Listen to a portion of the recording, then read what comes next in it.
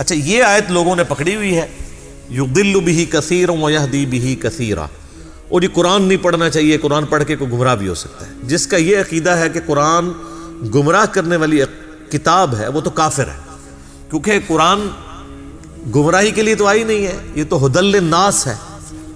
سورہ البقرہ میں ہے ھدی للناس وبینات من الھدی والفرقان، یہ پوری انسانیت کے لیے ہدایت ہے اور اس میں ہدایت کے روشن دلائل ہیں، اور یہ حق اور باطل میں تمیز کرنے والی کتاب ہے، الفرقان۔ اور یہ الفرقان جو ہے یہ صرف کتاب نہیں ہے، جس شخص پہ یہ نازل ہوئی ہے ان کے بارے میں صحیح بخاری میں حدیث ہے، محمد فرق بین الناس، محمد صلی اللہ علیہ وآلہ وسلم لوگوں میں حق اور باطل کے اعتبار سے فرق ہے۔ تو ہمارے محبوب صلی اللہ علیہ وآلہ وسلم بھی الفرقان ہے، اور ان پہ جو کتاب نازل ہوئی یہ بھی الفرقان ہے، یعنی حق اور باطل میں تمیز کرنے والی کتاب۔ اب ان آیات کے ہوتے ہوئے کوئی یہ کہے کہ قرآن لوگوں کو گمراہ کرتا ہے تو وہ اپنے دماغ کا علاج کروائے۔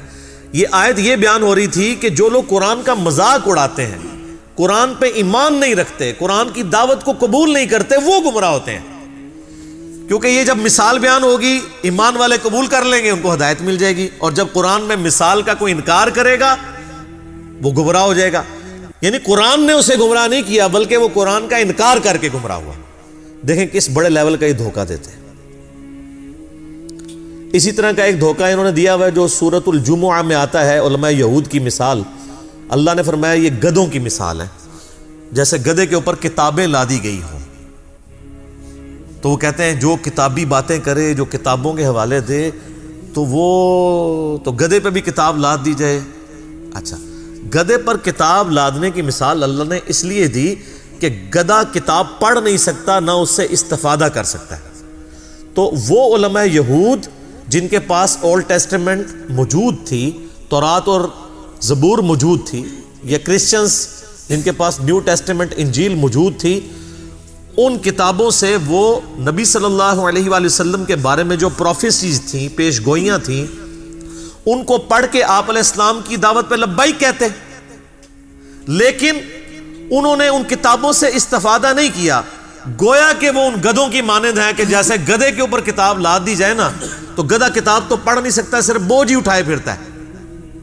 تو کتاب کا مقصد تھا استفادہ کرنا، تو اللہ نے علماء یہود کو استفادہ نہ کرنے کی وجہ سے کہا ہے کہ یہ گدھوں کی مثال ہے۔ تو معذرت کے ساتھ ہمارے علماء کے لیے یہ مثال بیان ہوئی ہے، وہی خرابیاں یہاں بھی پیدا ہوں گی نا، بخاری مسلم میں حدیث آتی ہے۔ جو کتابوں سے استفادہ کر رہا ہے وہ گدھے کی مثال نہیں ہے، کیونکہ گدھا تو کتاب نہیں پڑھ سکتا۔ گدھے کی مثال وہ علماء ہیں جن کے شوکیسوں میں کتابیں رکھی ہوئی ہیں اور وہ ان کو پڑھ کے صحیح بات نہیں امت تک پہنچاتے۔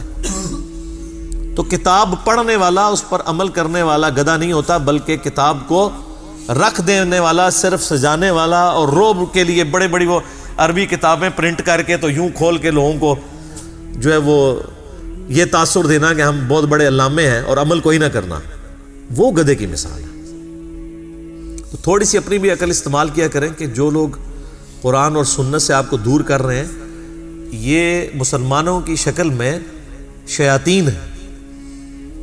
اگر ہمیں کوئی یہودی یا عیسائی آ کے کہے نا قرآن ڈائریکٹ نہ پڑھنا گمراہ ہو جاؤ گے، ہم کہیں گے دیکھا اللہ کا دشمن ہے اسی لیے مجھے قرآن سے روک رہا ہے۔ اور اگر یہی بات کوئی مولوی کرے ہم کہتے ہیں سبحان اللہ، مفتی صاحب نے صحیح فرمایا۔ تو ایسی عقل کا پھر ماتم ہی کرنا چاہیے۔ تو اب اللہ تعالیٰ اس آیت کو آگے کھول رہا ہے کہ یہ جو میں نے کہا کہ قرآن کے ذریعے گمراہی کماتے ہیں وہ لوگ، تو ان لوگوں کے اندر نشانیاں کیا پائی جاتی ہیں جو قرآن کی دعوت کو نہ قبول کر کے گمراہی کماتے ہیں؟ قبول کرنے والے تو ہدایت پہ ہیں۔ وہ ہے اب اگلی آیت، الذین ینقضون عہد اللہ من بعد میثاقہ، یہ وہ لوگ ہیں جو اللہ سے عہد کرنے کے بعد، پختہ عہد کرنے کے بعد توڑ دیتے ہیں۔ اب ظاہر ہے یہ تعویل خاص کے اعتبار سے تو یہودیوں سے اللہ تعالیٰ نے عہد لیا ہوا تھا، آگے چل کے آئے گا اللہ تعالیٰ نے کوہ طور کو ان کے اوپر سائبان کی طرح بلند کر دیا تھا کہ اس کتاب تورات پہ ایمان لاؤ ورنہ پہاڑ تمہارے اوپر گرنے لگا۔ آپ ذرا امیجن کریں اتنا بڑا پہاڑ بادل کی شکل میں اوپر آ جائے اور کہا جائے کہ پکڑو تورات کو ورنہ آیا جائے تھوڑے ہوتے، تو بڑا کس لیول کا پکا عہد پھر انہوں نے کیا ہوگا، لیکن اس کے بعد توڑ دیا۔ اور تعویل عام کے اعتبار سے ہر انسان نے اللہ سے ایک عہد کیا ہوا ہے، جس کی ڈیٹیل آئے گی سورۃ الاعراف میں۔ الست بربکم، اللہ نے ہماری ارواح سے یہ عہد لیا تھا، کیا میں تمہارا رب نہیں ہوں؟ تو سب نے مانا تھا کہ ہاں تو ہی ہمارا رب ہے۔ ہماری جبلت کے اندر توحید موجود ہے، لیکن وہ عہد پھر لوگ توڑ دیتے ہیں۔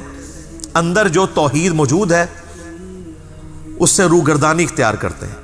وَيَقْطَعُونَ مَا أَمَرَ اللَّهُ بِهِ أَن يُوصَلَ، اور وہ رحمی رشتوں کو توڑ دیتے ہیں جن کے جوڑنے کا اللہ نے حکم دیا ہے۔ حقوق العباد کا معاملہ آ گیا۔ پہلی چیز حقوق اللہ اور توحید، اور دوسری چیز حقوق العباد میں وہ لوگ کمزور ہوتے ہیں۔ حقوق العباد میں وہی کمزور ہوگا نا جو اللہ کے معاملے میں کمزور ہوگا۔ اگر اسے سورۃ النساء کی آیت پتہ ہوگی کہ جو لوگ یتیموں کا مال ناحق ہڑپ کر رہے ہیں وہ اپنے پیٹ میں دوزخ کی آگ بھر رہے ہیں، جو آگ اس وقت تو ہمیں نہیں جلا رہی لیکن گورنمنٹ پوزیشن میں ہے، آخرت کے اندر یہ ایکٹیو ہو جائے گی۔ تو ڈاکٹر اسرار صاحب اکثر کہا کرتے تھے رحمہ اللہ تعالی کہ جو دنیا میں صرف مورل لاز جو ہے وہ ایسے ہیں جو ایکٹیو نہیں ہیں، فزیکل لاز سارے ایکٹیو ہیں۔ اگر کسی کی زبان پہ انگارہ رکھ دیا جائے زبان جل جائے گی، لیکن حرام کا لقمہ رکھا جائے، آپ خنزیر بھی بے شک زبان پہ رکھ لیں زبان نہیں جلے گی، کیونکہ وہ مورل لاز ہیں۔ وہ آخرت میں جا کے وہ ایکٹیو ہو جائیں گے۔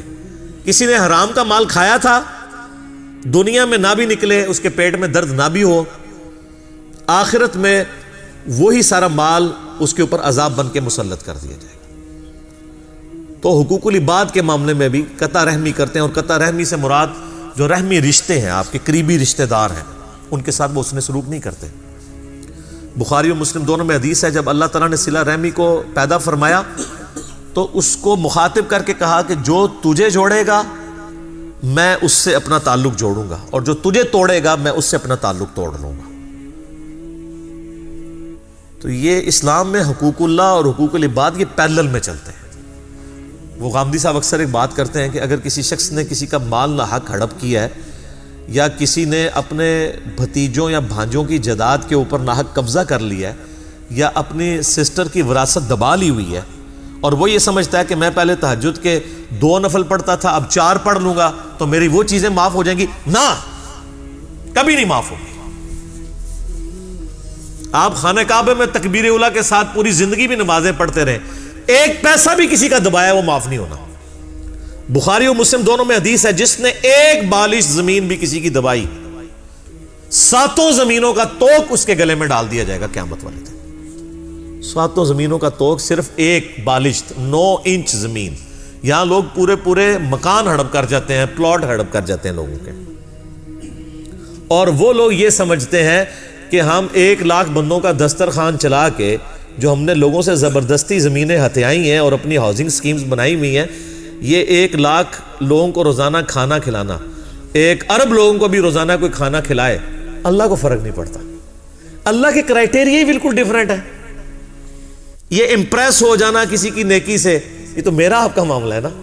اسی لیے مسلم شریف میں حدیث ہے، اللہ تمہاری شکلوں اور مال کو نہیں دیکھتا، دلوں اور اعمال کو دیکھتا ہے۔